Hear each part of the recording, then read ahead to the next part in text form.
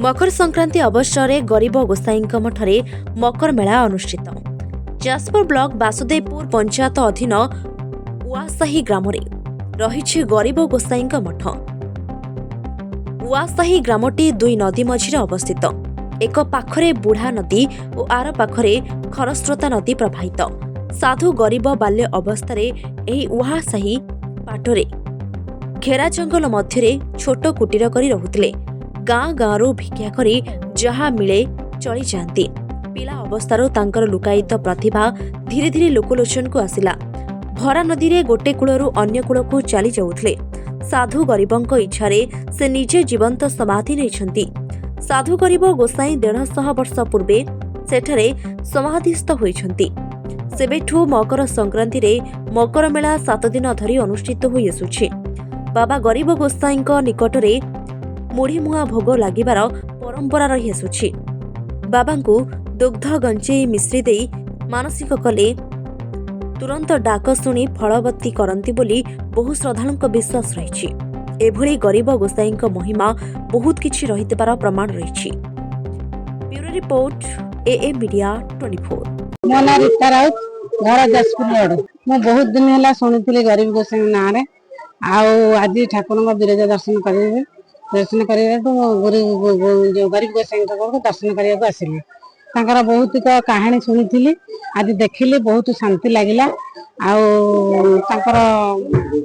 जो जीवंत समाधि विषय में शुणी आज देखिली आखि आगे बहुत खुशी लगिला। एत लोक भिड़ा समझे मत बहुत शांति लगे। जो मैंने आसती मानसिक करने क्षीर गंजेई मिश्री देकी मानसिक कले मानसिक पूरण हो बोली शुणी। आज आसिक मो मन कथा जन की जी बोली आस मुझे मो पुओर मनस्कामना पूर्ण है मुझे गंजे मिश्री क्षीर देवी मंदिर गुरु गोस्वामी के देखिए तो बहुत शांति लगिला। शांति लगिला और मानसिक करके जाऊँगी। ठाकुर दर्शन कली मन को बहुत शांति लगिला। मानसिक करदी पुअर पूर्ण कामना हुए भी धरिक आस। अजय राव स्थानीय बासिंदा जालपुर ग्राम रे घर जी पवित्र मकर संक्रांति।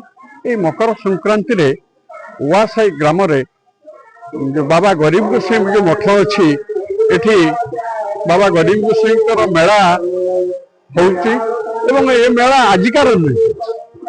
मत आसिकी 72-73 वर्ष है धरला आम बाप गोसाप अमलू एठी गोटे बड़ मेला हुए। ये मेला जहाँकि प्रख्यात मेला एठी एते दुकानी बाहर आसती जाजपुर टाउन रु बिंझारपुर साइड रु एफाकरू सुजनपुर साइड रु एते मेला आसती ना दुकानी व्यवसायी आसती जहाँकि 10-12 दिन धरिकी ये मेला चले। आज ता दबी जाइए पड़ी जाइए से मेला तो कारण हूँ ये गोटे नदी पार हवा पड़ुची जोटा कि बुढ़ा नदी टी पार हेले एटा गोटे दीप अंचल बोली कहे। एफाके गोटे साइड रही खरस्रोता गोटे साइड रही बुढ़ा आ मझीरे रही उआसाही ग्राम टी रही। तेणु उआसाही ग्राम को आसवाई नदी पार होगी दुईटा नदी पार हेले उभय पटू लोक आसबे। ये बाबा गरीब गोसाई महिमा कहले अत्युक्ति हम।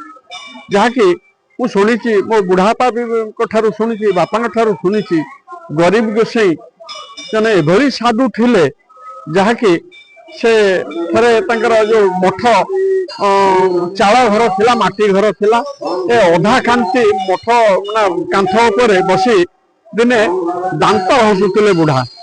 यही समय से कहले जे अरे अरे आउ जने साधु तांको देखा करने गोटे बाघ पर बसिक आसुथुवार से परिप्रकाश कले एवं से कहले अरे कांथ से साधुटी गोटे जीव को धरिक आसुचंती जीवटा बहुत कष्ट पाइलानी कांथ चाल से कांथ चली जहाँकि लोक देखिथिले एवं आश्चर्य होइथिले जे साधु गरीब गोसाई गोटे कांथ पर बसुचंती कांथटा चलुची कि आश्चर्य कथा। ये प्रकार भावे भरा नदी रे मध्य नदी बढ़ी एफाक सेफाक कूल लंघुव से नदी भितर भी से पशिकी चली जाती। तेणु तांको जल स्पर्श करे नहीं एवं से जीवंत समाधि नहीं मृत समाधि नहीं नांती।